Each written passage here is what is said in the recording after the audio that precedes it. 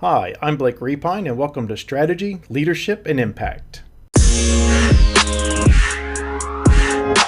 Hi, everybody. Welcome back to this episode of Strategy, Leadership, and Impact. Hope you've been well since the last time you had to listen in. Happy New Year to everybody. This is the first podcast of 2021 for Strategy, Leadership, and Impact.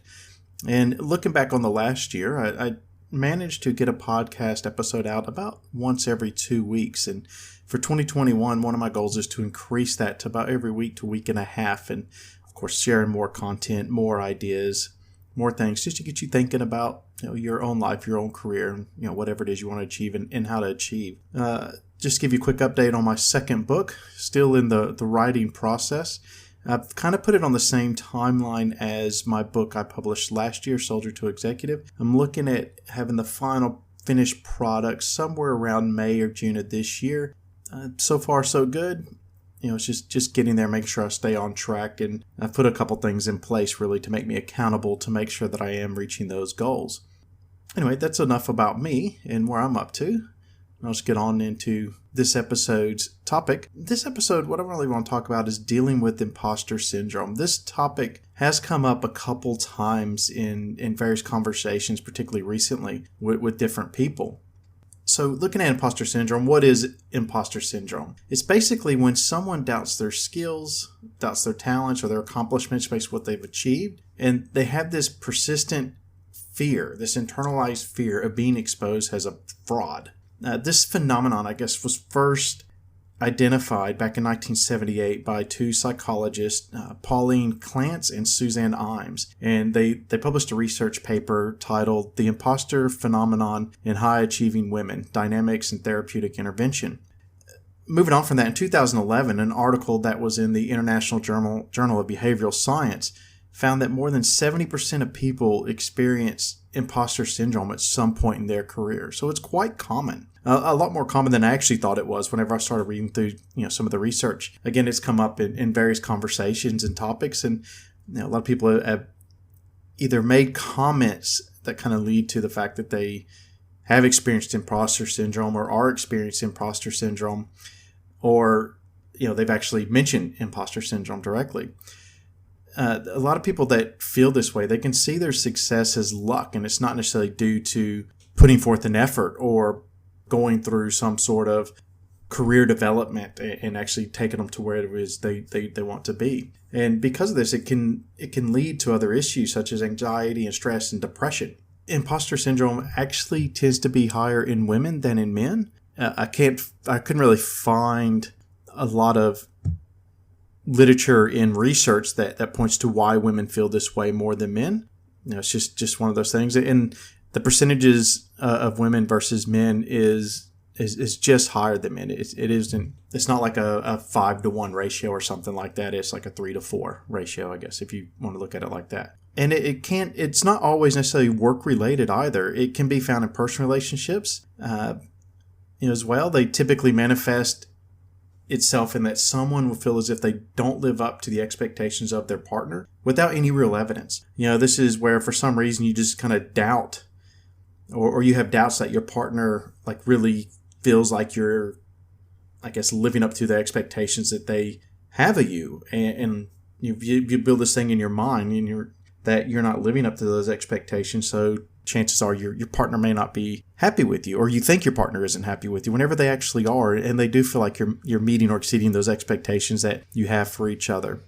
And there are correlations between imposter syndrome and factors such as family expectations, whether or not you're living up to your family expectations, overprotective parents, low self-esteem, perfectionism, and excessive self-monitoring with an emphasis on self-worth. When we monitor ourselves, we tend to be very critical of ourselves or highly critical of ourselves. And a lot of times we can actually really downplay or degrade our achievements and our knowledge because we do this too much. We go, instead of looking at it objectively, we look at it subjectively, and we are so self-critical. We actually develop this imposter syndrome within ourselves unnecessarily. I know personally there's been times whenever, for example, I've gone to speak at a high-level conference, or I've had to put together some sort of business case or make a business decision, And, it comes off quite well, very well received. But I've always like, oh, was it really that good? Am I really an expert in this area? Am I really that good? What I know, everybody else knows. And that's a misconception too, is that, everybody knows this information. So I'm not putting anything new out there. I'm not telling them something they don't already know. So we think that the information we have or the knowledge we have is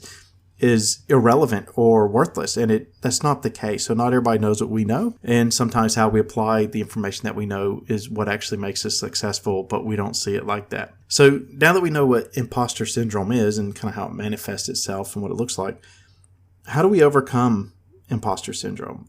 So I'm going to give you 4 steps. So the first step is recognize that you're not alone and it's not uncommon.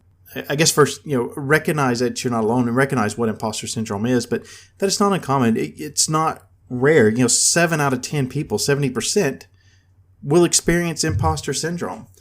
So don't think that there's something wrong with you that hasn't been done or that hasn't been wrong with someone else before. I wouldn't say it's wrong with you. Don't think that you're experiencing something that nobody else has ever experienced, because you are. That being said, you can probably find one of your colleagues, a family member, someone who has experienced it before, and talk to them about it. What did they do to overcome it? How did they get through it? There's plenty of information out there around how to address imposter syndrome. So again, because it's not uncommon, so there's a lot of information out there on how to address it. The next step, so step 2, is remove self-doubt and have confidence in yourself and your abilities.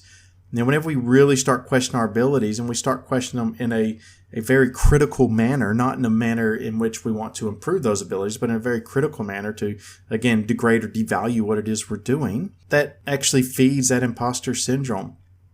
Don't let that happen. So we really got to remove that self-doubt. We got to learn to back ourselves. We got to learn to back our knowledge, back our skills. It has gotten it this far. Your luck hasn't run out if you look at it as just luck. You're doing something right to get where you are. Keep doing those things, which kind of leads us to step number 3, which is keep learning and improving your skills and knowledge. A lot of times we feel like we don't have the skills or we don't have the knowledge to perform at the level that we're supposed to be, and that's where that imposter syndrome comes from. So go back, and if you feel like you are insufficient in one area, or you need some development in another area, go find some development in that area. Continue to improve your skills, continue to learn. And eventually that learning and having those new skills might actually help diminish that imposter syndrome. And then step number 4 is realize that something doesn't have to be perfect to be right. Going back to one of those things, the correlation between imposter syndrome and perfectionism. We want things to be perfect because we don't want to fail. We're so afraid of failure because that's where people will, our imposter syndrome will be exposed. That's where we'll be exposed as the imposter. Well, perfect does not mean right. So something doesn't have to be perfect to be right. And just kind of get that in your head that things aren't always going to be perfect, but they can be right. If they're achieving what it is we want to achieve, if they're moving the organization or yourself forward or your team forward, then it's probably right. It might not always be perfect, but it's right. And get used to that. Let that perfectionism, I guess sometimes you have to let that go. It's okay for wanting things to be right, but sometimes it's not okay to want things to be perfect.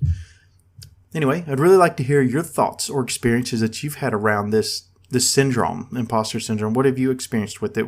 Is there any other knowledge you'd like to know around this? Send me a message. You can connect with me on LinkedIn. Just search my name, Blake Repine. You can send me an email, blakerepine@gmail.com, and I'll be sure to get back with you. Also, you can connect with me on one of my social media platforms, either Instagram or Facebook. Just search for Blake Repine Official. And send me a message through there. Send me a DM. Let me know what you think. Always curious to know what other people have experienced, what they think. Anyway, it's been nice talking with you, and I look forward to speaking with you again soon. Take care.